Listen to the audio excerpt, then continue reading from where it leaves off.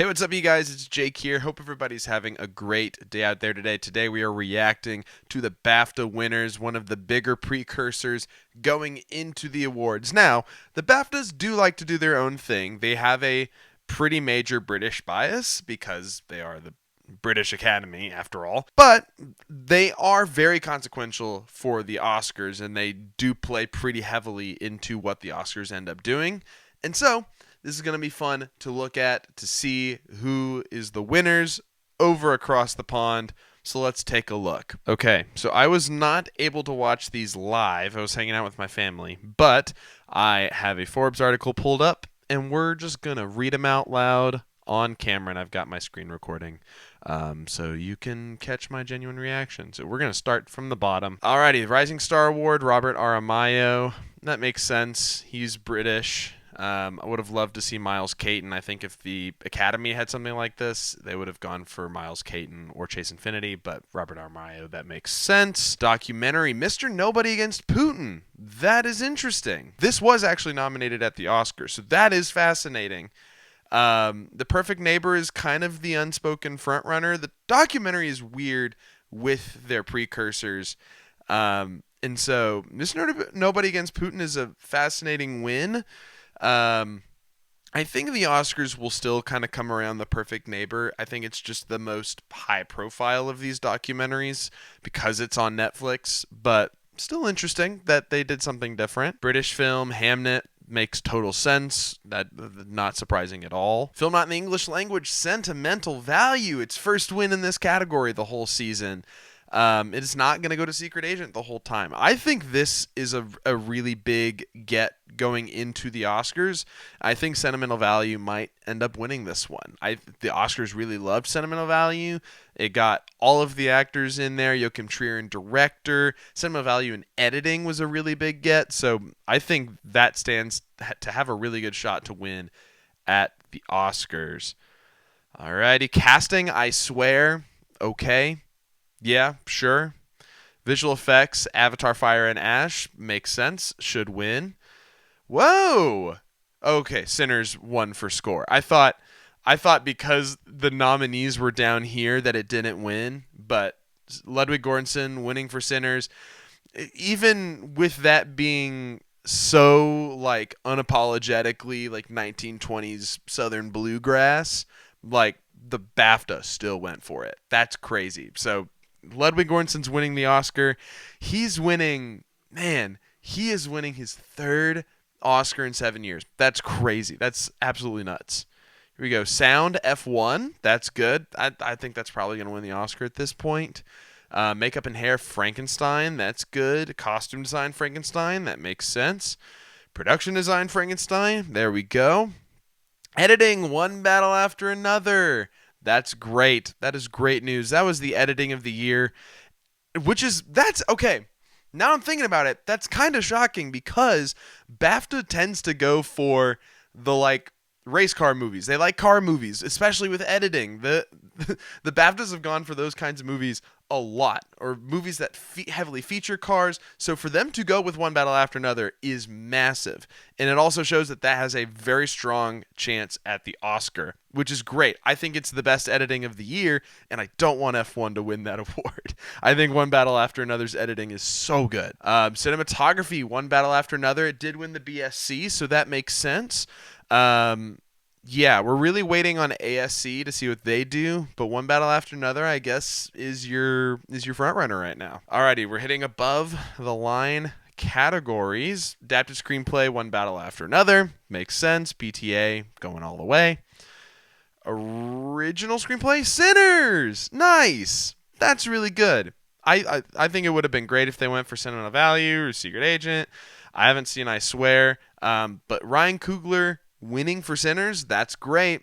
I think he's winning the Oscar, he deserves it. Come on, give it to him. He's so good. Animated film, Zootopia 2. What the heck is this? Forbes, Flo, Wild Robot, Wallace and Gromit.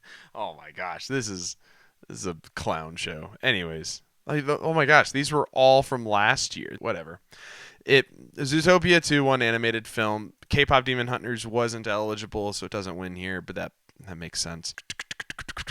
Sean Penn. Wow. More shakeup in that category. Holy smokes. So we have Jacob Elordi won Critics' Choice. We have Stellan Skarsgård won Golden Globe. We have Sean Penn won BAFTA. We have SAG next Sunday. So and Stellan Skarsgård isn't nominated there, so maybe they'll go with Sean Penn, Benicio del Toro. Who knows? At that rate, I'm now nervous about Stellan winning the Oscar. I'm not sure what to think right now. Like I think he still very much could win, but that is interesting. That is really interesting. That makes me think about some stuff. Okay, I'm seeing supporting actress above. That was like the crazy category, supporting actress. Before I read it, my gut wants to say Tiana Taylor because they're loving One Battle. They gave it editing, they gave it cinematography, they gave it supporting actor. At this rate, I'm thinking it's Tiana Taylor, and then Tiana Taylor wins SAG and ends up winning the Oscar. So let's find out. What? Wunmi Mosaku. Okay, she is British. That makes sense. So it's hard to tell if that's like British bias or if that's like another just shakeup. That supporting category is interesting too because Madigan won the Critics' Choice, and then what's her name? Tiana Taylor won Golden Globe, and now Wunmi Mosaku has won BAFTA. So both of the supporting role categories have split across all three precursors. That's awesome. That makes both of those races really, really fun to watch. Alrighty, lead actor. It's gotta be Timothée Chalamet, right? Robert Aramayo, I swear. Wow. Okay. Still think it's gonna be Timmy at the Oscar, but so maybe they did just like their Brits. Who knows? Director. It's got to be One Battle. Yeah, it's got to be One Battle after another. Paul Thomas Anderson. He's got it. He's got the Oscar in hand. He swept. And then, what is this? Best Picture. One Battle after another. Alrighty. So, yeah, with One Battle after another winning BAFTA, it's pretty locked up for Best Picture. I guess all we're really waiting on now is PGA Saturday night. That's like Sinners' last stand. I think BAFTA was always going to give Best Film to One Battle after another. So if Sinners wants a chance at winning Best Picture, it has to win at PGA. If it doesn't win PGA, it's just going to be One Battle. But a big shakeup in the supporting role categories. I don't know if lead actor you would call that a shakeup, but it's interesting that it wasn't Timothée Chalamet and Marty Supreme. And then you've got Sinners One Battle, I think, going to win your Screenplay Awards. One Battle after another in cinematography. It's starting to clear up that category a little bit. One Battle in editing is really great. Frankenstein, F1, Sinners. Sorry, I'm just going back through the winners just to kind of make sure I got all of the information. I don't think they did anything super crazy. I think the supporting categories are wild and they're fascinating. We'll have to take a look at SAG, at what happens there, but because there's no sentimental value actors at SAG, it makes everything way more interesting. A couple of craft categories we're looking for. The Eddies are happening this week. ASC for cinematography is happening, I think, next week. We have PGA and SAG this weekend. So we've got still some precursors to happen, but I think what today showed is that the races are starting to kind of close up. Like most of the races are starting to come to a close, except for those supporting categories. And so, yeah, I think it's going to be fun. It's going to be exciting.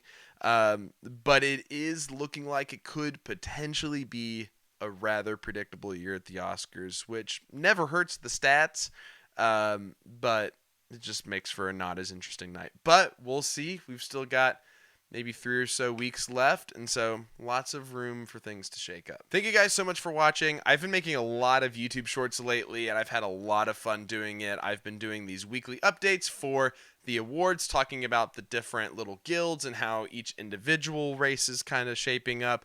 And I've also been doing rankings for the categories and their nominees at the Oscars this year. So go to my channel, check those out if you're interested in them. I would really appreciate it. Thanks again so much for watching. Hope you guys have a great day, and I'll see y'all in the next one.